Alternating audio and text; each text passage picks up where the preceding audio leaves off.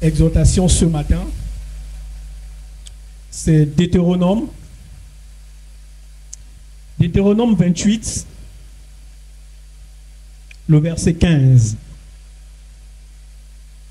Deutéronome 28, verset 15. Je vais lire la parole de Dieu.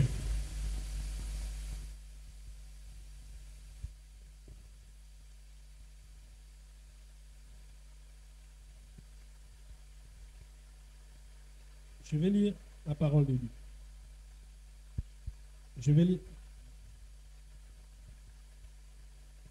Je vais lire la parole de Dieu. Donc je disais, Deutéronome 28, verset 15. La parole de Dieu dit, par contre, si vous n'obéissez pas au Seigneur, votre Dieu, si vous ne veillez pas à mettre en pratique tous les commandements et les lois que je vous communique aujourd'hui de sa part, alors il vous infligera le malheur que voici. Est-ce que vous me suivez? La Bible ici dit, je vais reprendre ce verset. Par contre, si vous n'obéissez pas au Seigneur, votre Dieu, si vous ne veillez pas à mettre en pratique tous les commandements et les lois que je vous communique aujourd'hui, de sa part, alors il vous infligera les malheurs que voici. En un mot, ce n'est pas pour vous faire peur, mais la Bible est claire, que si on ne met pas en pratique tout ce qu'il nous recommande, si on ne suit pas cette directive, le malheur finira par nous frapper. Et qu'est-ce que Dieu nous dit de mettre en pratique? C'est de cela que nous allons parler aujourd'hui. Nous allons nous appesantir sur le péché. Le péché constituera la trame de ce culte.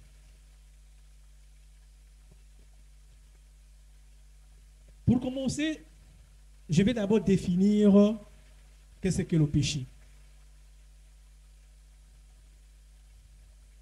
Péché, c'est quoi? J'ai bien envie de vous poser cette question. C'est quoi le péché? C'est vrai qu'on est à l'église, mais on peut lever le doigt comme à l'école. Voilà, c'est pas grave. On est là pour apprendre. Hein? Étant pédagogue, la pédagogie dit, on retient mieux ce que l'on a appris de soi-même. Vous comprenez? Ça veut dire que si tu sors une définition venant de toi, il sera plus facile de la retenir que si moi je vous impose une définition. Est-ce que vous comprenez? Donc voilà, même quand vous êtes à l'école, quand l'enseignant vous pose une situation problème, cherchez toujours à comprendre ça à votre manière. Et vous proposez là à l'enseignant. S'il valide,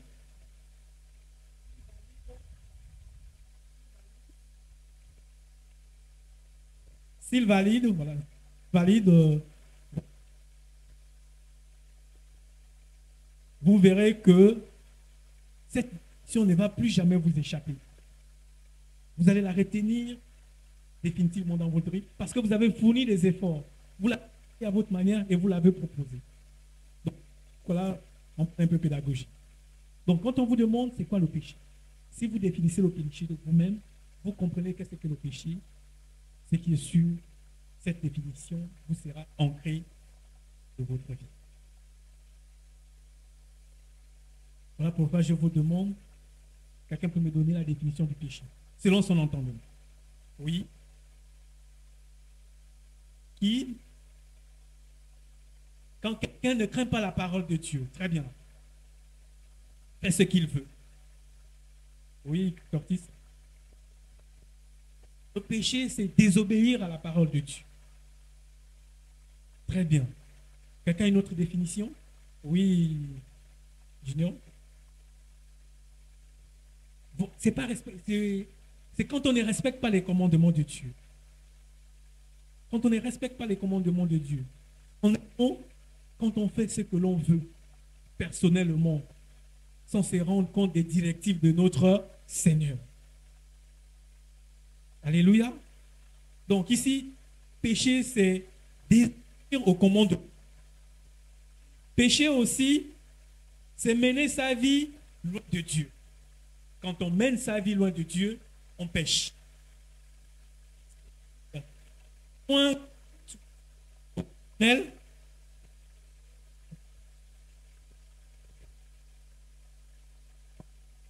loin du but originel pour lequel nous avons été créés.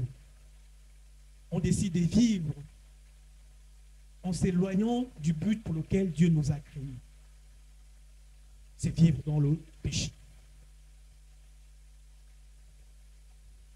Le péché, de manière générale, occupe une place importante dans l'histoire de l'humanité. Dans l'histoire de l'humanité, le péché occupe une grande place.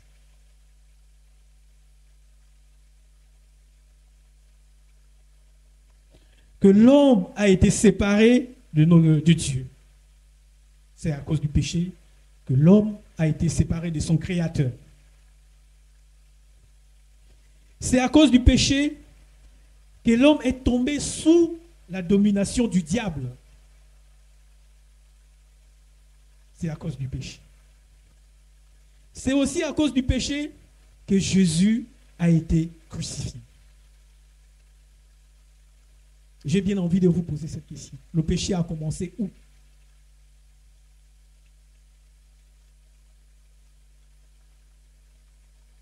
Oui, ma soeur. Lorsque Ève a désobéi, c'est-à-dire dans le jardin d'Éden, c'est là où le péché a commencé. Avant cela, l'homme vivait dans la sainteté. L'homme vivait dans l'harmonie. Il n'y avait point du mal. Tout était correct. Mais c'est quand Ève, Dieu a donné des recommandations à Ève, et que Ève et Adam ne leur ont pas obéi, c'est là où le péché a commencé. Donc vous voyez, on revient encore dans la désobéissance. Le péché, c'est quand on désobéit. Si Adam et Ève n'auraient pas désobéi, peut-être qu'aujourd'hui, nous devons peut-être vivre dans l'harmonie totale. Mais, malgré cela, Dieu est en miséricorde. Il a envoyé son Fils, Jésus-Christ, qui s'est crucifié à la croix pour le pardon de nos péchés.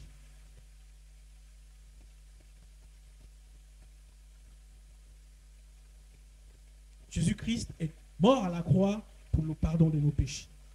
Ce qui veut dire quoi? Que si nous donnons, si nous respectons les recommandations, les commandements de Dieu, nous sommes éloignés du péché. Jésus a déjà fait ce sacrifice. Mais au sorti de là, il nous a donné des commandements à suivre. C'est comme peut-être à la maison ou bien à l'école. Il y a un règlement intérieur. Ça veut dire que quand tu ne suis pas ce règlement intérieur, ça veut dire que tu t'es mis en faux par rapport, par rapport aux directives du chef de l'établissement. Donc tu deviens un hors-la-loi. Et quand quelqu'un est hors-la-loi, il finit par subir les châtiments. Voilà. Si le proviseur dans un établissement que vous appelez, dit peut-être que, voilà, on ne fait pas ceci. On amène par exemple les boissons alcoolisées. Mais si toi tu y amènes, au fond de toi, tu sais que s'il me prend la main dans le sac, comme on le dit, tu sais ce qui va t'arriver. Parce que dans son règlement intérieur, il a dit, lui qui ira à l'encontre, voici ce qu'il va subir. Ça veut dire que si tu es pris, toi-même tu sais que, bon là, peut-être c'est sûr qu'il va me renvoyer. Parce que consciemment, tu sais que tu as effondré Tu as effréné autant pour moi son règlement. C'est la même chose avec Dieu. Dieu nous a donné certaines recommandations. Et ces recommandations, nous devons la suivre à la lettre. Nous devons l'appliquer en ce qui concerne le péché. Alléluia. Alléluia. Vous n'êtes pas fatigué, hein? Alléluia. Voilà, très bien. Là, je vous sens. Nous allons lire dans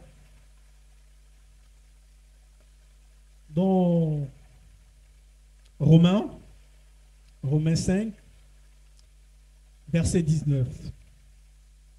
Romains 5, verset 19. Quelqu'un à la page? Verset 19.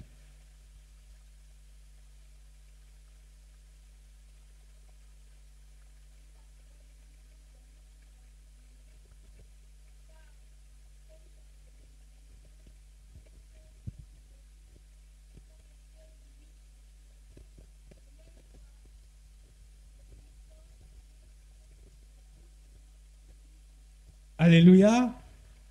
Alléluia. C'est ce que nous étions en train de dire au préalable. Par la désobéissance d'un seul homme, nous avons été rendus pécheurs. Et cette désobéissance vient de Adam et Ève. Alléluia. Et même par l'obéissance aussi d'un seul homme, gloire à Dieu, beaucoup seront rendus justes. L'obéissance à qui? À Jésus, à Dieu, au Saint-Esprit. Si nous avons été rendus pécheurs par la désobéissance d'Adam et Ève, mais par l'obéissance à Dieu, il nous rend justes. Alléluia. Par l'obéissance à Dieu, il nous rend justes. Je suis encore dans l'introduction. Après, on va rentrer dans le vif du sujet. Il nous rend justes. Est-ce que vous comprenez? Donc, pour être juste, qu'est-ce qu'il faut faire? Il suffit de obéir à Dieu. Respecter ses commandements. Respecter ses commandements. Éviter de faire des choses qui ne le glorifient pas. Alléluia.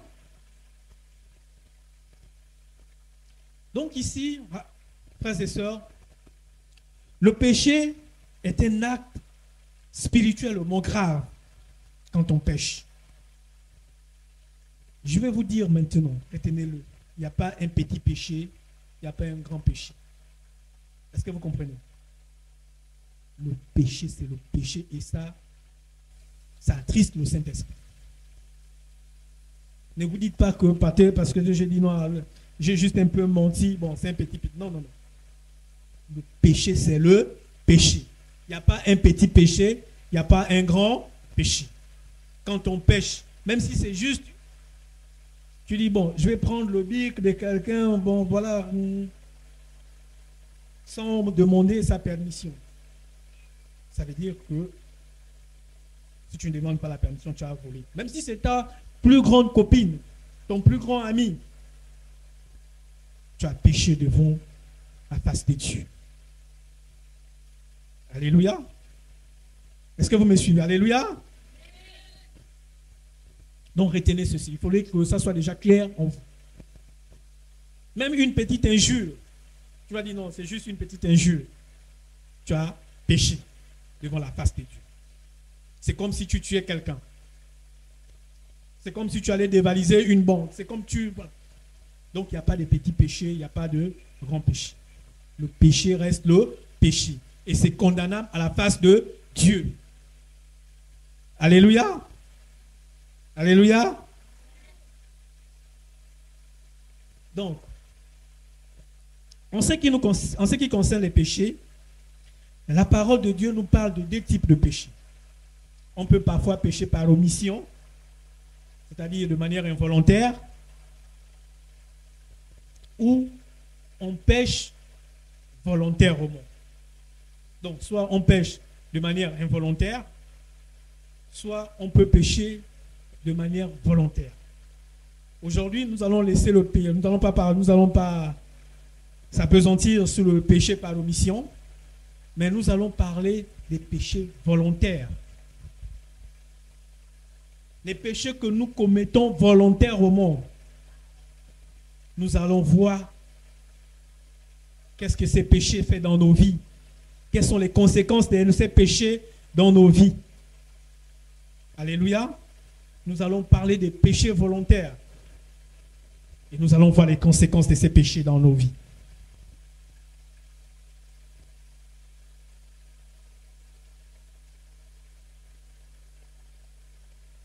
Les péchés volontaires,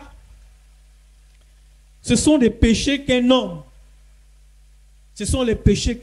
c'est-à-dire les péchés que nous commettons de manière volontaire, dont nous avons pleinement conscience. Nous savons par exemple que voler n'est pas bon, mais nous le faisons quand même. Ce sont des péchés volontaires. Nous savons que mentir n'est pas bien, mais nous mentons. Tu sais que si tu mens, c'est un péché devant Dieu, mais tu le fais quand même. Ce sont des péchés volontaires. Et quand tu le fais, quelles sont les conséquences dans ta vie spirituelle? C'est ce que nous allons voir. C'est ce que nous allons parler aujourd'hui. Les péchés volontaires. Les péchés comme le mensonge, le vol, la fornication, l'impudicité, la pornographie, l'orgueil, les paroles grossières, la médisance. Quelqu'un peut continuer? Allez-y. Les péchés qu'on commet tous les jours, à part ce que je viens d'expliquer là. Vous savez, oui. À l'école, qu'est-ce qu'on fait très souvent? La tricherie. C'était des trucs qu'on fait volontairement. Oui. La brimade. Ah?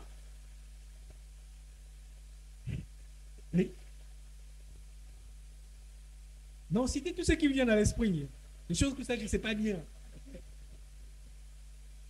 Les bagarres, par exemple.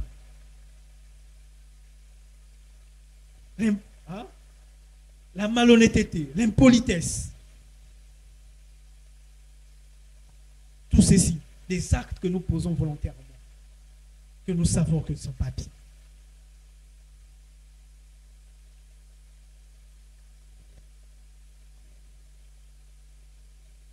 Les péchés volontaires ont vraiment un incident grave, chers frères et sœurs. Un incident grave dans notre vie spirituelle.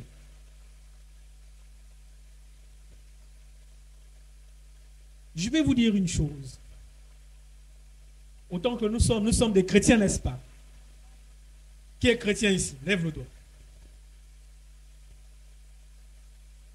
Alléluia! Nous sommes des...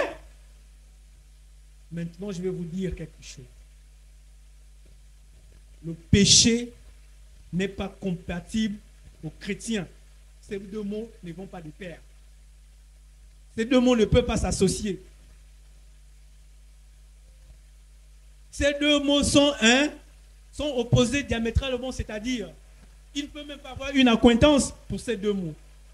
Entre le mot chrétien et le mot péché. Tu ne peux pas te dire chrétien et tu pêches. Est-ce que vous comprenez? Si tu penses que tu es chrétien, le mot péché ne devait pas exister en toi. Parce que les deux mots ne sont pas compatibles. Dans la logique. Surtout quand il s'agit de péchés volontaires. On peut avoir une faiblesse. Ce n'est pas faux. On peut avoir une faiblesse. Plus vite. S'il y a une faiblesse, on se répond. Nous avons un Dieu miséricordieux, pardonne tes péchés. On ne repart plus là-dedans. Or, le même péché là, te suit depuis des années. Tu dis aujourd'hui, tu fais le même péché. Demain, tu demandes pardon. Tu as demandé pardon à midi, hein? À 15 heures, tu retombes encore dans le même péché. Tu demandes encore pardon. Tu retombes maintenant. Là, tu vis, là, tu es un chrétien charnel. Là, tu es un chrétien charnel, c'est-à-dire les passions charnelles ont le dessus sur ta foi en Jésus-Christ. Tu n'es pas un chrétien affermi. Tu n'as pas la crainte de Dieu.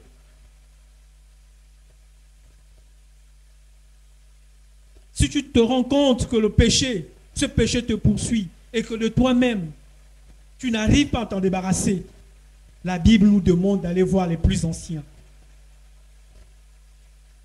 Ils prieront pour toi. Et rien ne résiste à notre Dieu. S'il prie pour toi et que tu as la fermeté et que tu crois en Dieu, même toi-même, tu peux t'en débarrasser. Or, tu es toujours dans le même péché. Demain, tu dis non, c'est fini. Aujourd'hui, c'est fini. Même pas 3 jours, tu retombes encore. Sache que tu n'es pas converti. Sache que ta foi n'est pas affermie.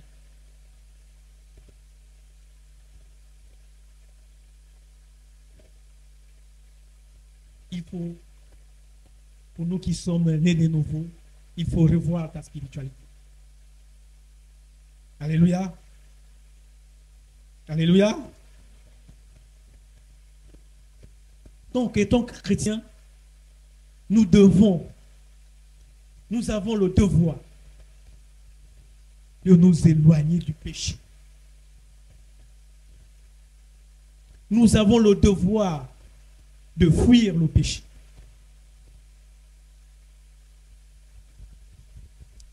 Alléluia. Nous avons le devoir de fuir le péché.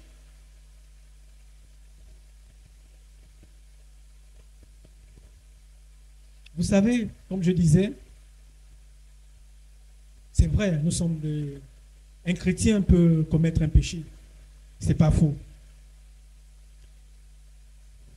On peut commettre. C'est pour cela que l'apôtre Paul pouvait dire à des chrétiens nés de nouveau, dans Éphésiens, je crois 4, verset 26 par là, oui, Éphésiens 4, verset 26, il disait aux chrétiens nouveaux, ne péchez point. Donc faites tout pour vous éloigner du péché. Car le péché vous ferme la face de Dieu. Quand vous péchez, vous savez que vous êtes dans le péché. Tout ce que vous demandez à Dieu ne peut pas exercer. Dieu n'est pas avec vous, il est parti depuis. Tu vois, il y a quelque chose qui m'amuse quand je suis au quartier. Il y avait une église là, je me souviens, l'église. Non, l'église à l'époque, non, mais c'était fou. À côté de chez mon grand frère Matangoy. Non, tu ne peux pas. Quand c'est les dimanches. Mais aujourd'hui, les murs sont au sol. Tu sens que l'Esprit Saint était parti depuis. Et l'Esprit Saint n'était même pas dans cette église. Tu sens, tu n'as pas besoin d'être chrétien pour comprendre que cela c'était des Nganga. Aujourd'hui, hein, la grande église, il n'y a même plus le mur. Tout est au sol, on a cassé.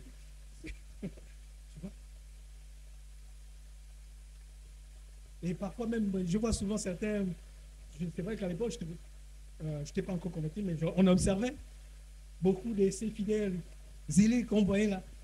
Aujourd'hui, la majorité sont répartis dans le monde. Tu vois? Vous voyez comment des gens, peut-être pour leur gloire personnelle, ont détruit toute une génération. Peut-être qu'il y avait des gens qui voulaient se donner à Dieu sérieusement. Mais tu vois un peu. Non, ça me fait rire et j'ai aussi pitié. J'ai vraiment pitié. Parce que je me dis, une maison de Dieu ne peut pas se retrouver dans cet état. Là où l'Esprit Saint est, ne peut pas se retrouver dans cet état. Bref, c'était juste, comment dirais-je, un petit témoignage comment que Dieu touche le cœur de certains afin qu'ils se donnent vraiment à Dieu. Se donnent vraiment à Dieu. Bien.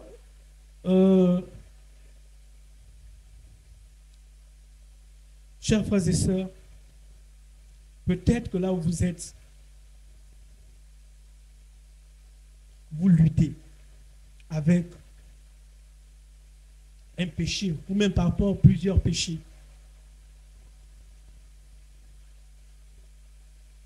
Vous savez quelque chose qui ne ment pas, c'est la conscience. La conscience ne ment pas à l'homme, à soi-même.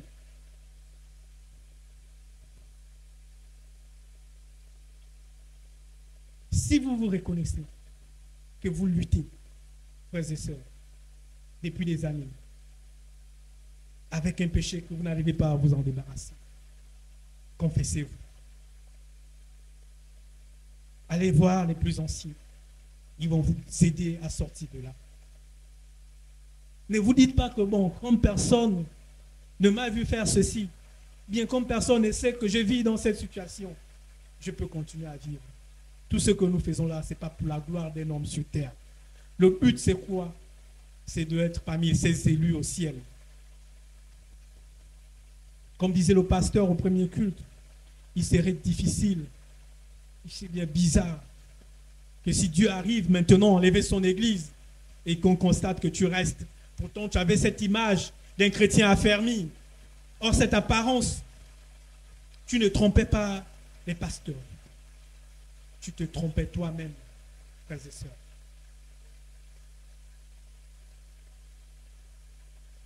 Le péché, ce n'est pas pour l'apôtre, ce n'est pas pour les responsables. C'est pour soi-même. On a toujours tendance à dire que le salut est personnel. Ne résistez pas. Si vous avez constaté, ça je vous les exhorte maintenant, si vous savez que dans votre vie, il y a un péché, il y a quelque chose que vous n'arrivez pas à vous en débarrasser, c'est peut-être que c'est plus fort que vous. Mais rassurez-vous, ce péché est rien devant la puissance de l'Éternel. Ce péché est rien du tout. Vous pouvez vous en débarrasser.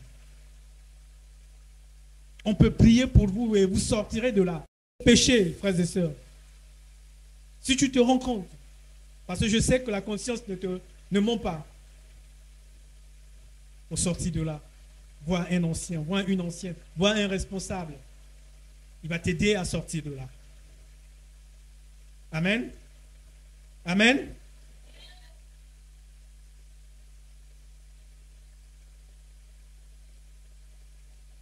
Vous savez, la Bible déclare dans Jean 8, verset 32, que vous connaîtrez la vérité et la vérité vous affranchira.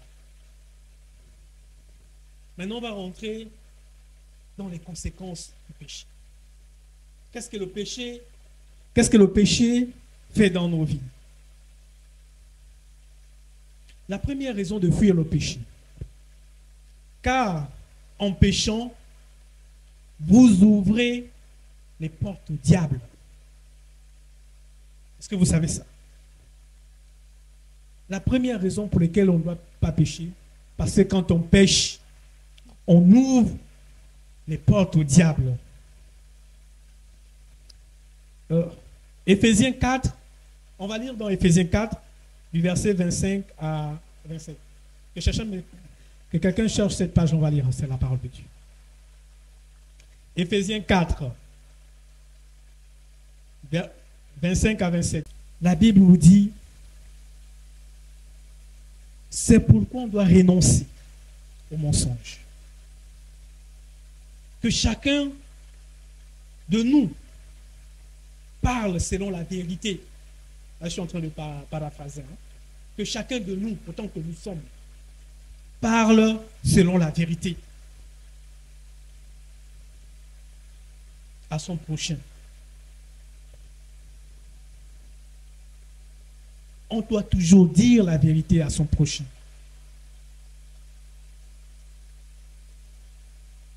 Si on se met en colère, qu'avant la tombée de la nuit, cette colère se calme. Si on se met à pécher, qu'on demande pardon et on sort de ce péché. Car ne laissons pas l'ouverture au diable de entrer dans notre vie. L'apôtre Paul ici dit, ne montez pas, ne donnez pas accès au diable. Ce passage de la Bible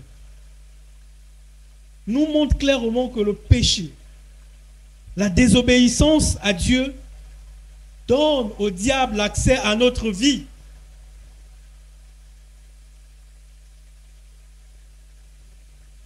Tout comme ce fut le cas pour Adam et Ève dans le jardin d'Éden. C'est la même chose. Quand on pêche, c'est comme si tu dis, le diable vient rentrer dans ma vie.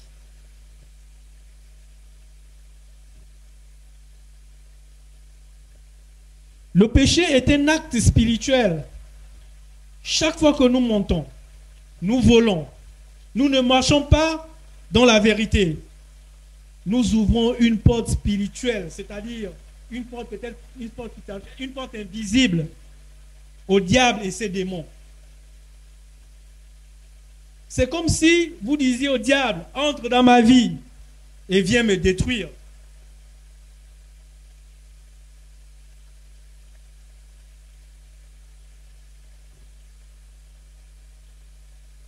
Car le diable ne vient que pour détruire, dérober, égorger. Ça, c'est le rôle du diable.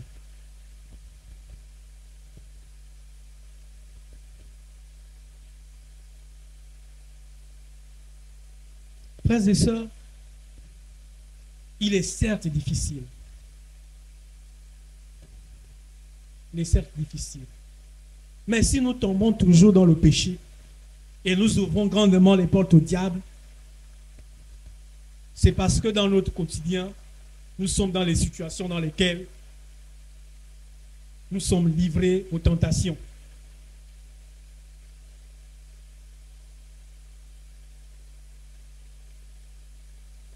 Nous sommes très mal accompagnés. Nos amis, ce sont des hommes du monde. Qu'est-ce qu'ils peuvent t'apporter? Juste te donner des stratégies pour faire comme elle.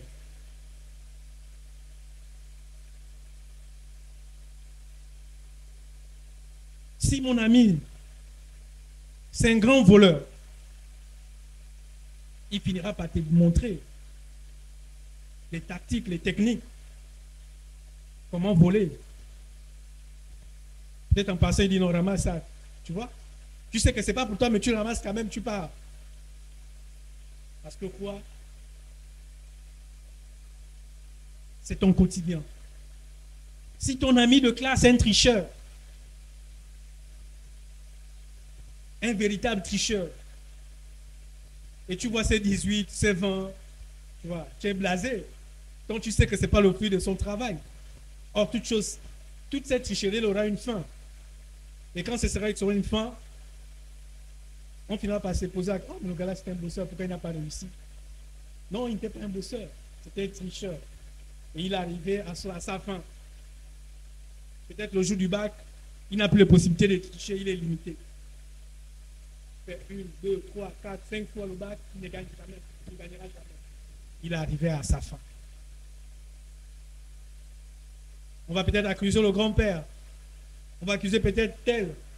Or, il oublie lui-même que à chaque fois qu'il gravissait les échelons dans son parcours scolaire, ce n'était pas dû à son intelligence, mais dû à sa tricherie.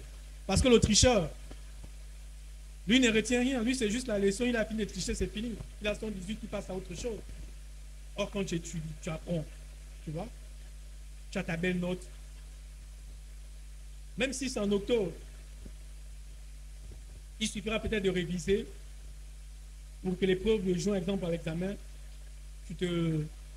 voilà, il serait facile pour toi de te retrouver. Or, le tricheur, il a fini, c'est fini. Il ne retient rien parce qu'il ne connaît rien, il ne fait que recopier. Vous voyez un peu la différence? Or, si ton ami, c'est le tricheur, tu peux aussi ouvrir les portes à la tricherie. Si ton pote, ton ami, ta copine, elle ne parle tout son temps que dans l'impudicité, elle peut t'entraîner dans cette impudicité-là. Elle va commencer à t'ébouler la tête. Oh, ma personne. Oh, oh. Bouler tous les jours, tous les jours. Finalement, te voilà détourné du bon chemin. Frères et sœurs, fuyez les gens qui ne vous apportent rien dans vos vies.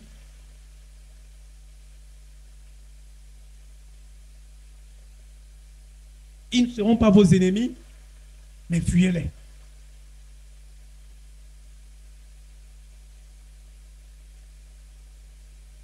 Je vais prendre, par exemple, je vais prendre mon exemple, moi. Moi, j'ai grandi à Loisy, c'est mon quartier. Avant, quand j'étais dans le monde, j'avais beaucoup d'amis. Mais aujourd'hui, je peux, voilà, je ne sais même pas. C'est juste, on s'est dit bonjour, on papote, ce sont des passages, voilà. J'évite au maximum. Parce que je sais que quand je parle de Dieu, ils ne sont pas recevables. Mais ce n'est pas moi qui vais écouter leurs histoires, voilà, de bière, leurs histoires, non, non. De cigarettes, non. Toi, tu viens leur parler de Dieu, ils ne veulent pas t'écouter. Pourquoi c'est toi qui vas écouter leurs histoires de petits copains, les histoires de... Il faut les fuir. Donc, la première raison pour laquelle on doit s'éloigner du péché. Parce que le péché ouvre les portes au diable.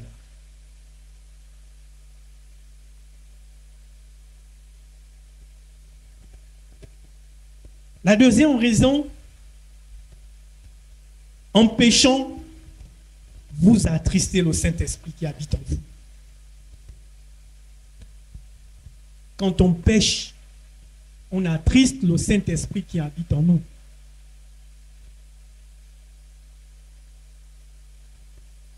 On est toujours dans Éphésiens. Éphésiens 4, on va au verset 30 à 31. Si quelqu'un peut lire la parole. Bien.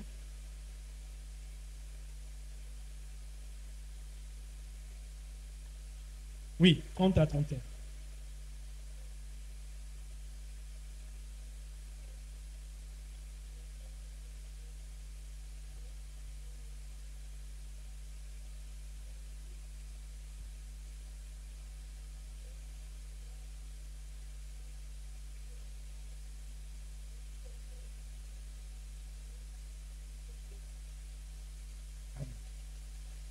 Ici, l'apôtre Paul, toujours l'apôtre Paul, en Éphésiens, nous révèle que lorsqu'un enfant de Dieu commet un péché, il attriste le Saint-Esprit de Dieu qui habite en lui. Ce n'est pas en vain que le Saint-Esprit s'appelle Saint-Esprit, car il est saint.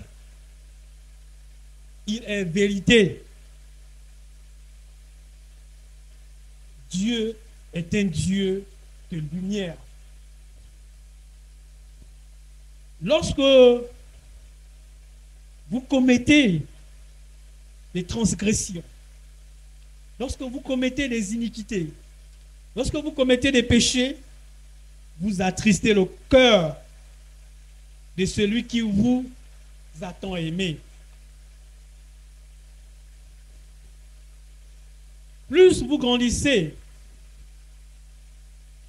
dans la connaissance de Dieu, plus vous l'aimerez, plus vous le respecterez. Et moins vous aurez envie de le décevoir. C'est cela la crainte de Dieu. On pêche parce qu'on ne passe pas plus de temps dans la présence de Dieu.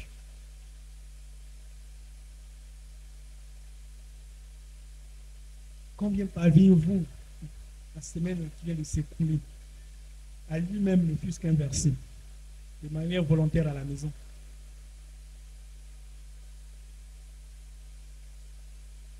C'est la question qu'on se pose. Combien parmi vous a dit à papa, mets-moi une petite exhortation, je vais écouter.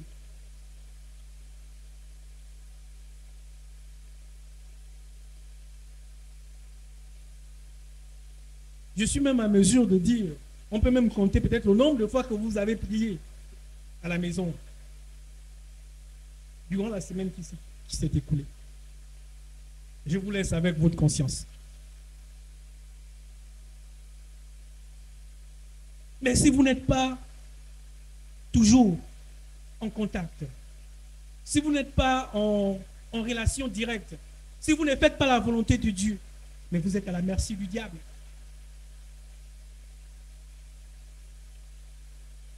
Si vous n'écoutez pas les louanges, vous allez écouter les morceaux de l'oiseau rare.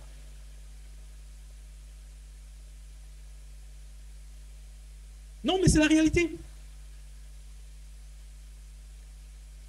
La musique du monde va vous influencer.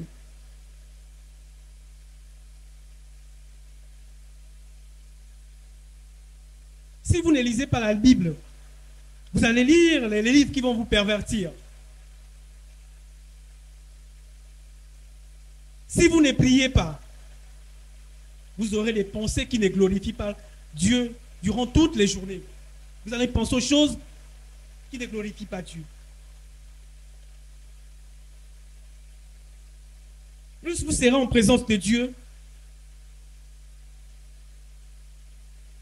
plus vous allez éviter à commettre certains péchés. Et vous allez parler surtout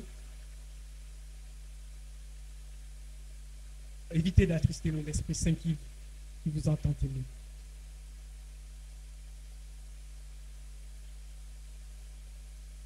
Parfois on se dit, je ne sais pas pourquoi les choses là m'arrivent. Ah bon? Notre Dieu est un Dieu juste. Tu as laissé la porte aux démons. Tu as laissé la porte au diable et ses démons. Mais forcément, ils vont venir s'amuser dans ta vie. Il n'y a rien de bon, chers frères et sœurs, venant du diable. Je vous dis, il n'y a rien de bon.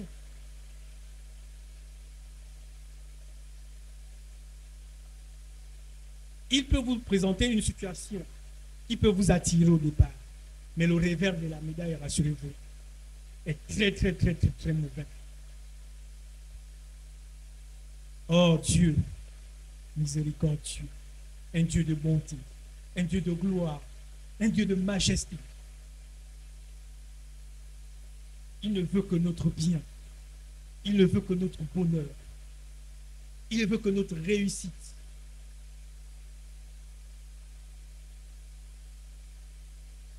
Quand on donne sa vie en Dieu, le succès est avec nous. La réussite est avec nous. Le honneur est avec nous. Qui ne veut pas réussir dans sa vie? Peu importe. Qui ne peut pas réussir? Autant que nous sommes, nous voulons réussir. Mais cette réussite, rassurez-vous, mais sera l'œuvre de Dieu. Si vous entendez la réussite du diable, elle sera éphémère. Et vous finirez par souffrir plus de temps, non seulement, même sur terre, là, vous allez souffrir, pire encore, en enfer. C'est l'enfer qui vous attend. Le péché vous conduira en enfer, puisque vous êtes détourné de la voie de Dieu. Si vous continuez à vivre dans le péché, rassurez-vous que vous avez déjà payé votre billet en première classe pour l'enfer.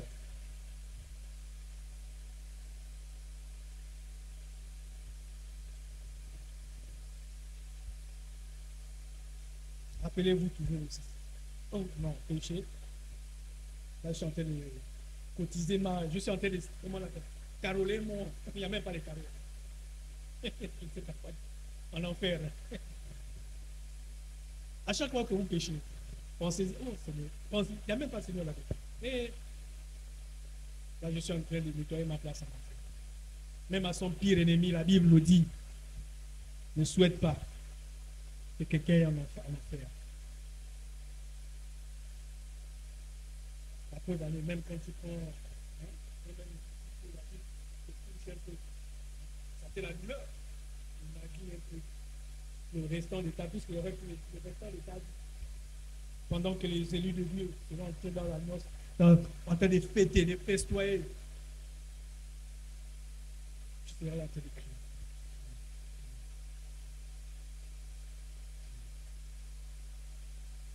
Petit à petit. Sortez de là. Alléluia. Sortez du péché. Si tu t'y reconnais. Peu importe le péché. Il est temps. Comme disait l'apôtre au premier culte, il y a beaucoup de phénomènes qui se passent actuellement qui montrent que l'Antichrist est au seuil de la porte et que Jésus viendra bientôt enlever son église.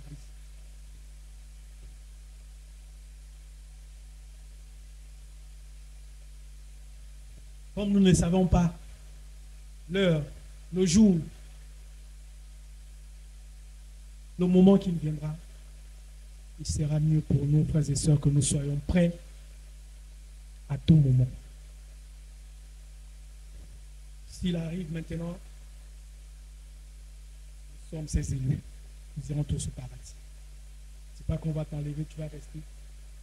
On va te chercher. Donc, la sœur Émilie. Donc l'image qu'elle nous montrait là, donc, était une fausse. Ne soyons pas des fausses chrétiens ou des fausses chrétiens. Des faux chrétiens ou des fausses chrétiens. Comme je disais tantôt, le chrétien ne vit pas un pied dans la lumière, un pied dans les ténèbres. Les deux pieds du chrétien doivent être dans la lumière, rien que la lumière. Alléluia.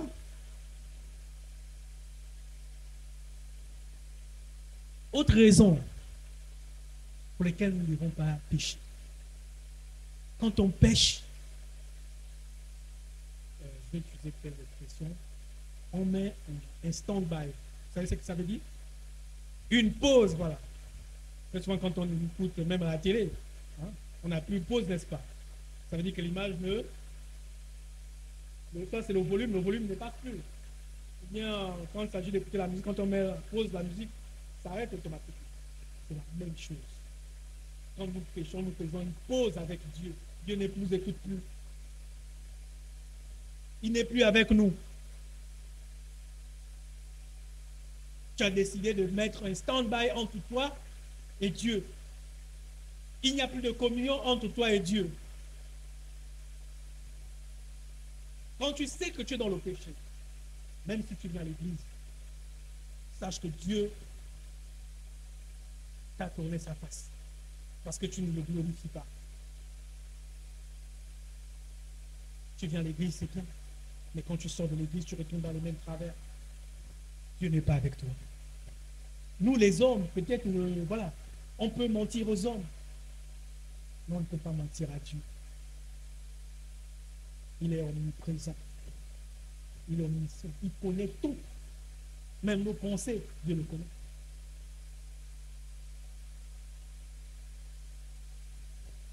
Alléluia.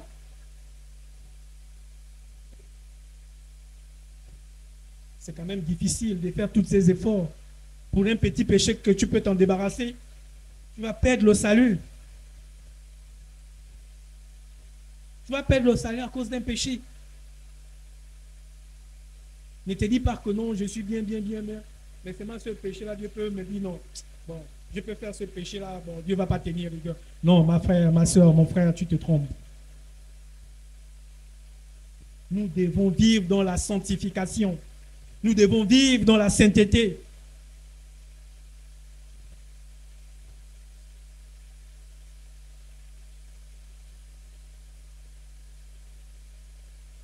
Non, ne vous dites pas que c'est un petit péché. Bon, Dieu, voilà. S'il vient là, il saura que bon, c'est un petit péché. Bon, j'ai quand même, voilà, j'ai fait des gros efforts. Voilà, mais quand même, c'est juste le petit péché là. Non, non, il n'y a pas le petit péché là. Le péché, c'est le péché. Ça va te priver la gloire de Dieu.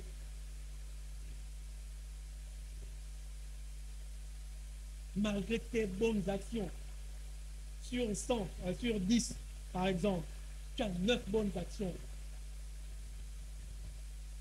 Mais la seule action là, peut te priver du royaume de Dieu. La seule mauvaise action dans ta vie peut te priver du royaume de Dieu.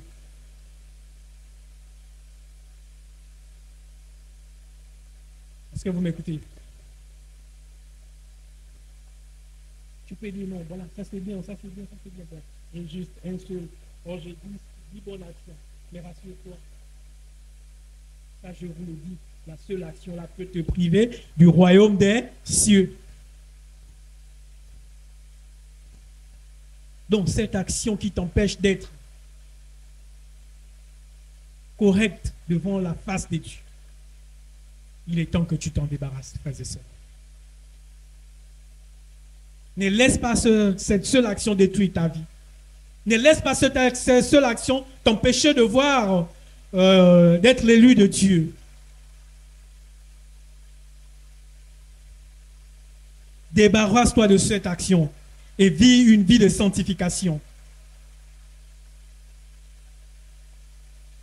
Alléluia. Alléluia.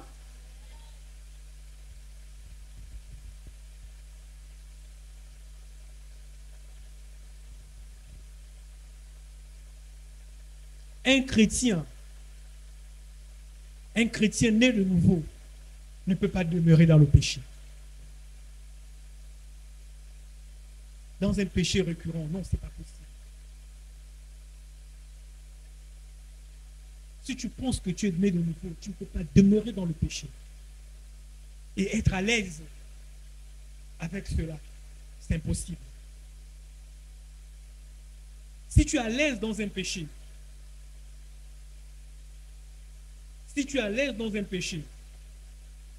dis-toi que tu n'as pas une vie d'affermiste. Tu n'es pas affermi. Tu n'es pas converti.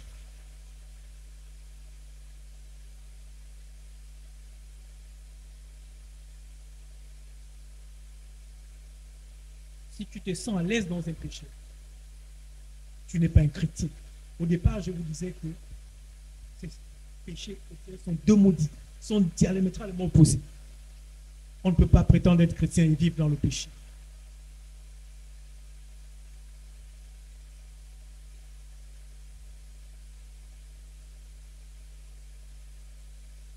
Quand on se sent à l'aise dans un péché, on doit se poser la question. Est-ce que vraiment je suis né de nouveau? Est-ce que je suis mon Seigneur? Est-ce que j'ai la crainte de Dieu? Peu importe le péché, comme je dis, il n'y a pas de petits péchés, il n'y a pas de grands péchés.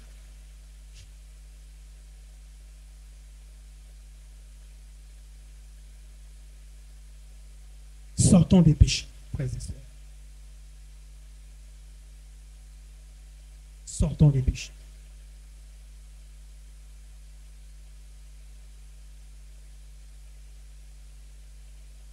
Vous savez, la première chose, surtout quand on est à l'aise dans un péché, la première chose qui peut te sortir de là, c'est la confession. Si tu te confesses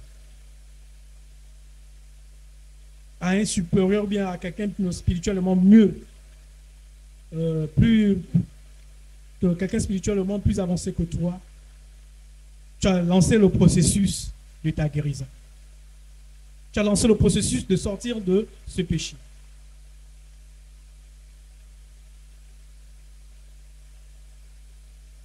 Va voir un ancien de l'église, va voir un responsable, va voir le pasteur. Pose-lui ton problème. Un chrétien ne peut pas se sentir à l'aise dans un péché.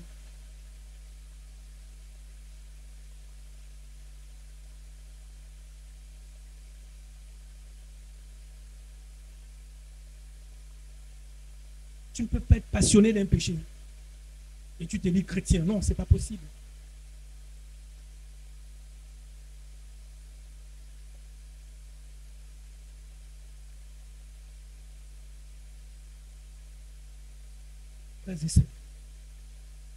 surtout, je viens de m'adresser, je vais ouvrir cette parenthèse. Les hommes, c'est les vipères. Les petits boas, frères et sœurs. Vous savez qu'il y a des gens, très souvent, qu'on néglige, hein, mais qui sont spirituellement dans le fétichisme en plein. Hein.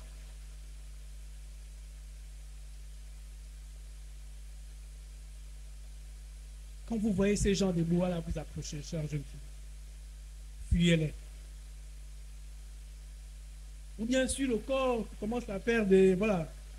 Tu commences à sentir des choses bizarres. Pour un boa. Hein? C'est ça, pasteur. C'est pas ça. Les filles, c'est les vipères. Là. Les garçons, c'est les vipères. Ah, d'accord. Fuyez. Confessez-vous. Allez-y voir. Peut-être que votre chair n'a pas pu mais parler à un plus supérieur. Il va vous indiquer, il va vous orienter et vous sortirez de là. C'est pareil aussi pour les hommes. Il va vous aider de sortir de là. Quand vous vous sentez faible, n'essayez pas de lutter. Peut-être que spirituellement, vous n'êtes pas encore aguerri. Allez-y voir des personnes qui sont un peu plus aguerries que vous. Et ces personnes pourront vous permettre de sortir de là. Parce que si tu commences à lutter, la lutte, il peut avoir raison de toi. Parce que tu n'as pas assez de support, tu n'as pas assez de comment on appelle, des ânes pour le combattre.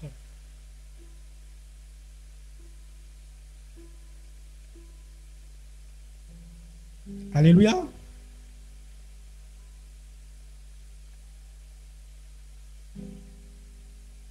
Un Jean 1, verset 8 à 10.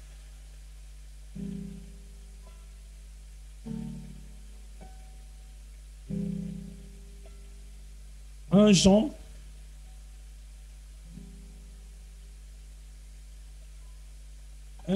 1, 8 à 10. Je vais lire la parole de Dieu. Si nous disons que nous n'avons pas de péché, nous nous séduisons nous-mêmes.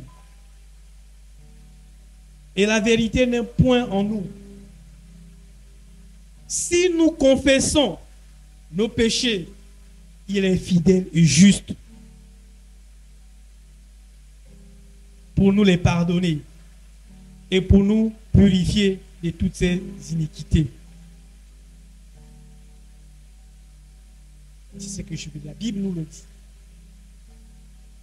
Confessons nos péchés. Ne les gardons pas. Sinon, nous serons détruits.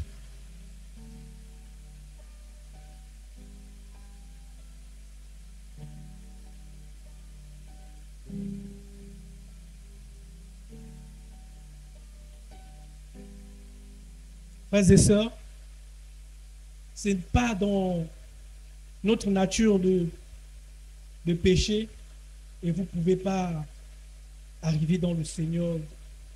Priez. Priez, frères et sœurs. Priez. Et une conscience tranquille. Nous savons que quand nous savons que nous sommes pécheurs, ne soyons pas tranquilles.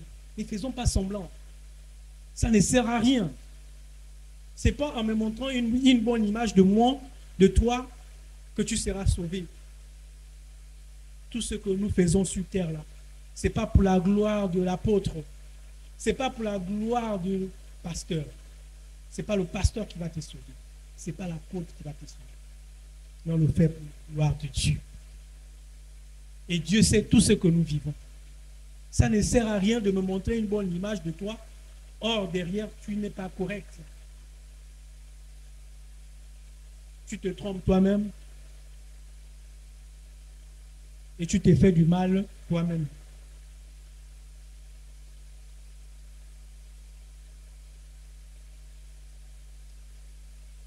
Nous allons prendre la quatrième raison pour laquelle on va terminer par là. On va terminer par la quatrième raison pour laquelle nous ne devons pas pécher.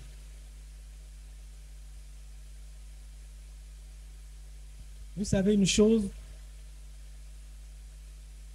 en péchant aussi, vous allez mettre vos relations avec les autres en danger.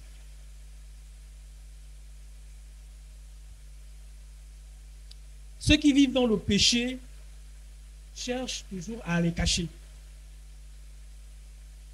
On cherche toujours à cacher son péché quand on vit dans le péché. À le conserver pour soi-même.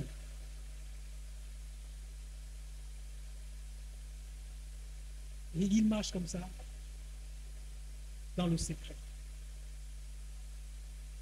Il continue quand on vit dans le péché. On marche dans les ténèbres seul.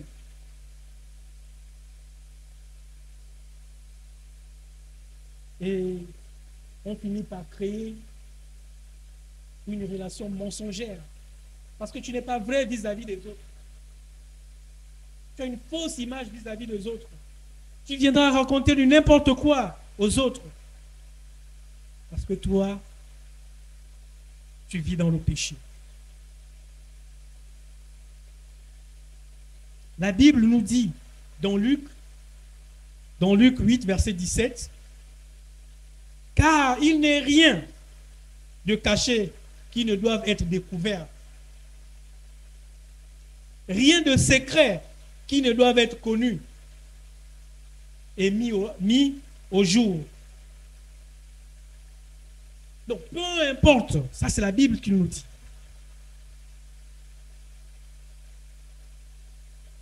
Tout ce que l'on cache finira toujours par être découvert un jour.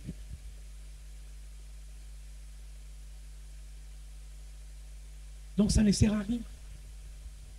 La Bible nous prévoit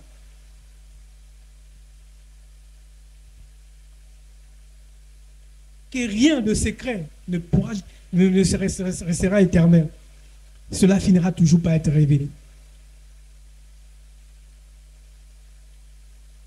Et lorsque le jour approche, et quand le jour viendra, vous voyez un peu la déception que tu vas infliger aux gens qui pensaient du bien de toi. Tu vois les relations, la communion fraternelle que tu pourras détruire.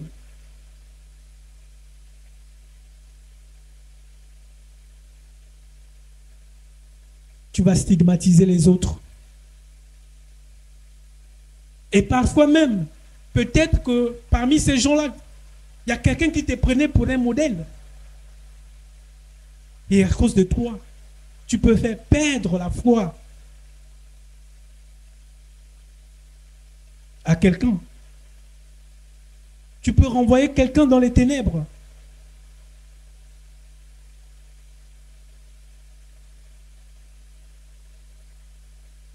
Frères et sœurs, ça ne sert à rien d'avoir une double vie. Ça ne sert à rien d'avoir une double vie.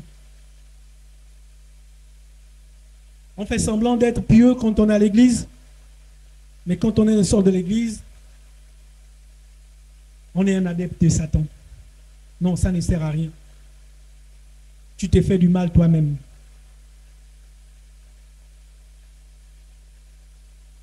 Vivons dans la sanctification, frères et sœurs.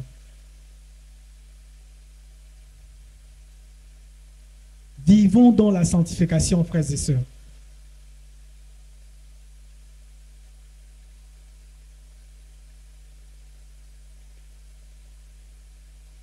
Vraiment, vivons dans la sanctification.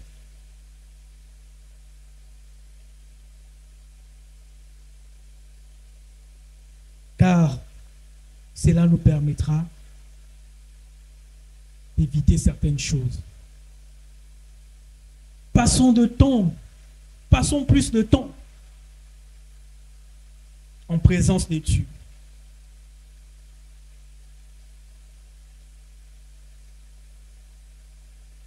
Écoutons sa musique, lisons sa parole, méditons sa parole, écoutons ses bons serviteurs.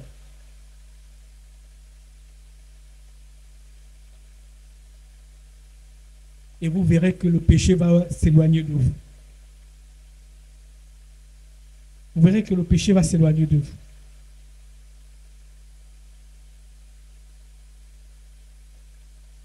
Frères et sœurs, je veux vous encourager à ne plus jouer avec le péché. Christ est mort sur la croix pour ça. Nous avons été déjà sauvés. Tout a été déjà accompli. Il suffit juste de donner sa vie et de faire de Jésus son Seigneur et Sauveur.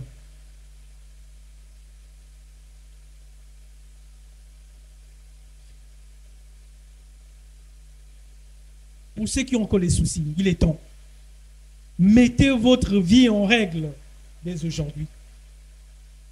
Ainsi vous serez, vous savourez les bienfaits de Dieu. Et vos cœurs seront en paix. Quand on vit dans le péché, on a toujours tendance à surveiller l'autre. Est-ce qu'on me voit là? Non, je ne peux pas aller là-bas. Peut-être que le pasteur peut passer par là. Non, je ne peux pas faire. Parce que peut-être le responsable peut passer par là. Tu vois, tu es obligé de. Tu n'es même pas à l'aise. Tu es toujours dans la crainte qu'on puisse te voir. Or, quand tu vis dans la sainteté, tu marches dans la tête, voilà. Autre. Tu ne crains rien. Tu n'as même pas peur des démons. Car celui qui est en toi est plus fort que tout.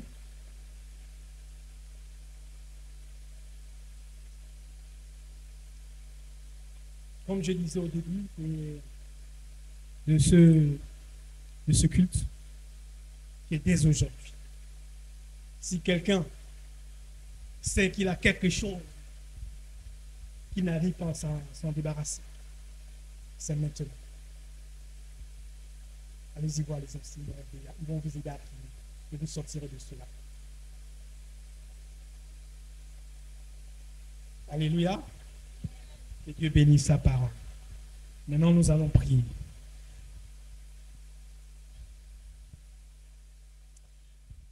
Nous allons demander pardon.